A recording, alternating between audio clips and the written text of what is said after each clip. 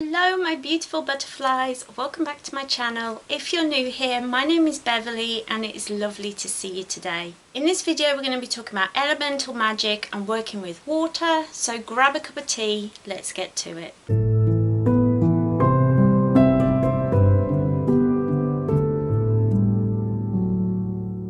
So before we begin, a couple of quick things that I need to say. The first is that we have builders currently working on our garage, so if there's any banging, noise, talking in the background, there shouldn't be, but if there is, I apologise. The second thing is I actually started this elemental magic series on my channel a while ago.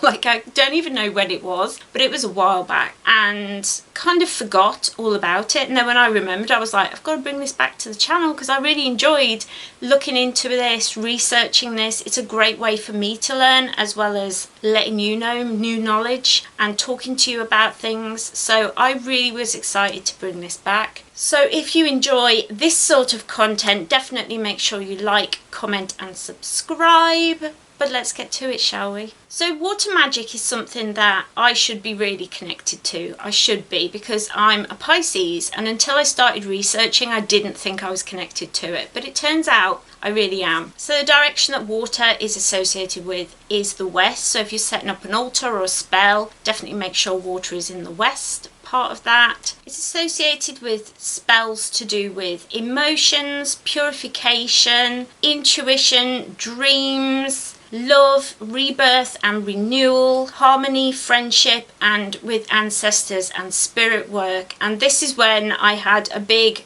whoa moment, light bulb, because yeah, a lot of these things are things that I'm naturally drawn to, and I'm a Pisces, so obviously I'm a water sign, so it does make sense. But I honestly didn't think I was that much of a Pisces when it came to things like this, but it turns out I am. So zodiac signs are Pisces, Cancer and Scorpio, and the tools are chalice, cauldron, bowl and scrying mirror. So these are all the things that you should use and bring into spells that you want to associate with water. They're really great. Knowing these little things really help with putting together spells in a more intuitive way, so I hope this helps. You can also work with fae associated with water, and those fae are the Selkie, Chinese dragons, Undine, mermaids, Kelpie, sirens and sea serpents. So these are the fae that you want to connect with if you want to work with water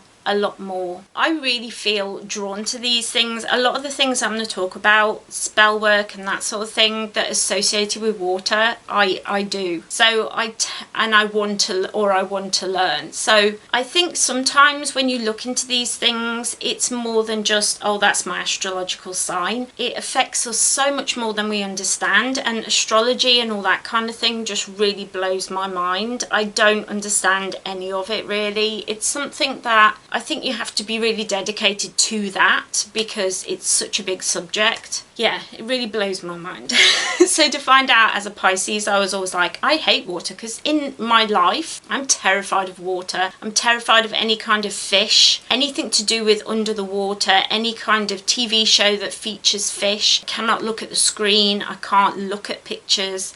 It's an actual phobia of water and the creatures that live in water. Just thinking about them makes my back crawl. And so I was like, I'm not attracted to this at all. What is happening? Am I really a Pisces? What's going on? But it turns out I very much am. So big personal moment for the Beverly right there. And hopefully this is a little learning lesson for you as well, that maybe you're more connected to your astrological sign than you realise. So the first way that you can bring water energy into your life is through ritual bathing. Ritual bathing is something that a lot of witches do. Harmony Nice talked about it not so long back on one of her videos that she does every morning. I don't, but I do occasionally have ritual baths. Usually when I'm not feeling well, if my fatigue levels are up, my pain levels are up, I will go into the bath and just soak myself with some really nice bath salts. You can put herbs and things in there. You can make all sorts of things. You can buy all sorts of things to add to your bath to make it more witchy, make it more of a spell rather than just, I'm going to have a bath now. Ritual bathing needs to be a lot more than just having a bath. And so you can buy things that really treat you and make you feel good. You can add herbs and oils and bath salts and really make it into a little self-love spell. I quite often will add in crystals as well to my bath. I remember I added some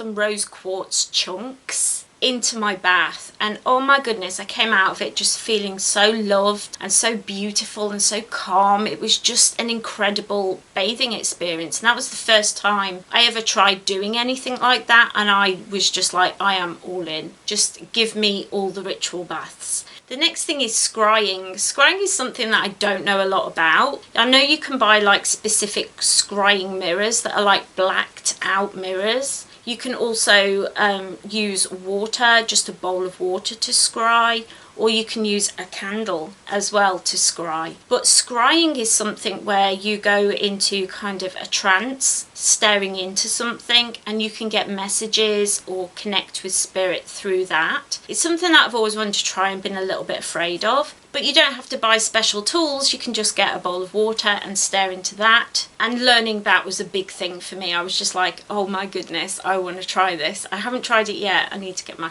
courage up. You know, I'm a big scaredy cat when it comes to anything new. I need to know all the things before I try it. I'm not somebody who just dabbles in things. Maybe I need to do a bit more dabbling, get my toe in the water, so to speak.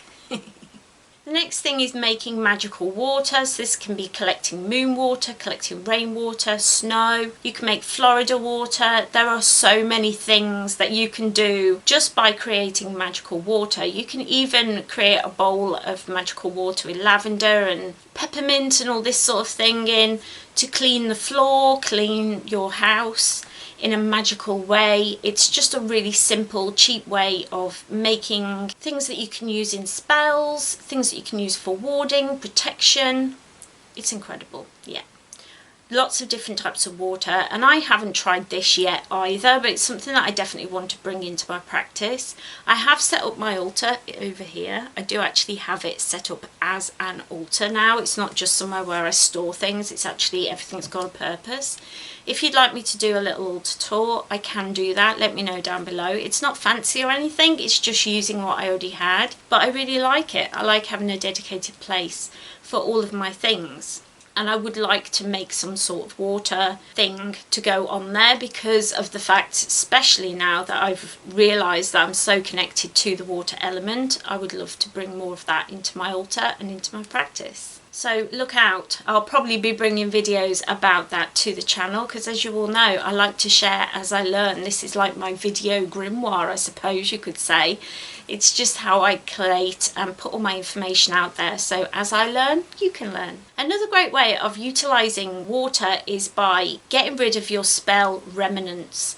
So if you've got in your cauldron like bits of a spell, as long as all those bits of spell do actually biodegrade, aka it's not like metal or anything poisonous or toxic to the earth, you can take your spell remnants to a river and let the river wash it away. Of course, be careful.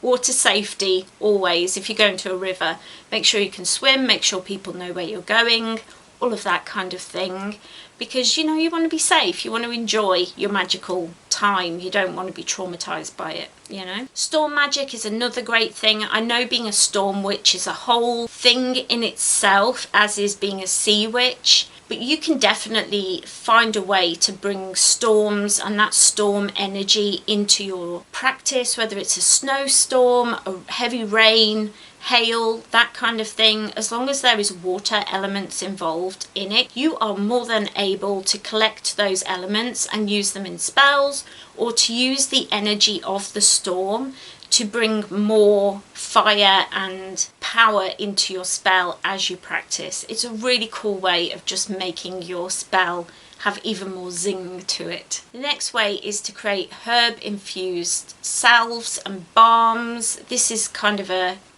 thing all by itself. definitely make sure you do your research when you're out foraging, when you're out grabbing herbs and things. Make sure that it is fit to purpose, aka if you're planning on putting it on your skin, make sure it's not toxic, make sure none of the herbs are going to make you sick, that sort of thing. Very important. But yeah, you can create salves and balms that will help you, and I know that I have bought magical salves and balms on Etsy before that have helped with my pain a lot.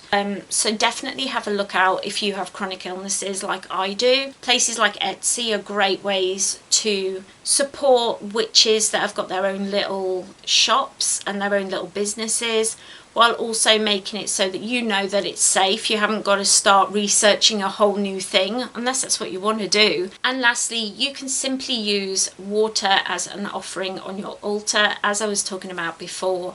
So you can just have it in a bowl, or you could collect blessed water if you're Catholic, for example. I know they work a lot with blessed water, and if you are able to do that, then you could always put it on your altar so that you're working within your faith and your beliefs. The main things that I try and live by, that I bring to this channel, are slow living, paying attention, being mindful, paying attention to your emotions, your mental health, really looking after yourself, and connecting with our ancestors is something that I definitely want to do more of in the future. And I've talked about before in my videos about shamanism, which is something that I'm definitely interested in as well. And these are all things that are personal interests that I brought naturally to this channel and into my life, and they all are water magic. So definitely pay attention to the practices that you do, and pay attention to what element they are a part of, so that you can start to connect with what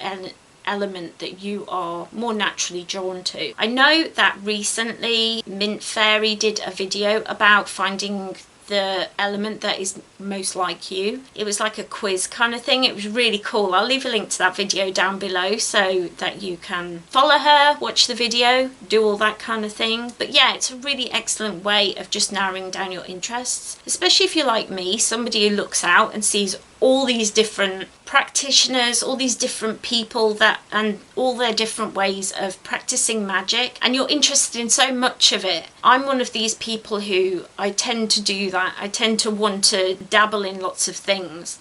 But right now I'm trying to narrow down my magical practice and find what really gives me personal joy. And for me, elemental magic is something that I come back to again and again. And especially this year, as I'm starting to work with the Wheel of the Year. I got this from Etsy. It was handmade.